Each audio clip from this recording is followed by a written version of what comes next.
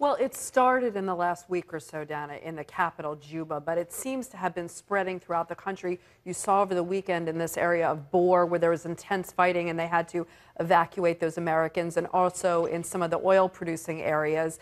And the numbers have been relatively small, about 500 so far. That's not a large number, but now that you're hearing about these mass graves, there's a concern here that it's a much bigger problem than people realize, and they're worried about this full-blown civil war, and that's why just moments ago the United Nations Security Council voted to almost double its peacekeeping operation from about 6,700 to about 12,000. There's a growing international concern. And just quickly on Americans, what's the status of Americans there? Most have gotten out, right? Most have gotten out. They've taken somewhere about 380 Americans. There are about 100 or so that are still working in the country, but that's why those Marines have moved from Spain to Djibouti to be at the ready to take them out, because after Benghazi, the attack on the consulate, this is the new normal, having an emergency force ready. And the humanitarian crisis could be just mind-blowing.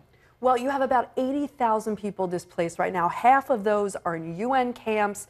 They need food, they need water. The UN's trying to bring in supplies right now, but there's also a concern that it could be, refugees could be spreading to other countries such as Uganda, Kenya, and they've become a regional crisis. We have a looming humanitarian disaster. So you have the humanitarian side, and then of course you always have a national security risk.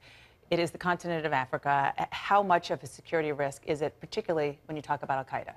Well, there's always a concern, particularly, there's been a growth of Al-Qaeda in Africa. And also when you have lawlessness, when you have chaos, there's always a fertile ground, perhaps, for Al-Qaeda to spread. We've seen that in Syria right now. I don't think that's the big concern right now. I think the big concern is that these ethnic tensions are bubbling over, and we're seeing, the kind of disasters that we saw in Darfur.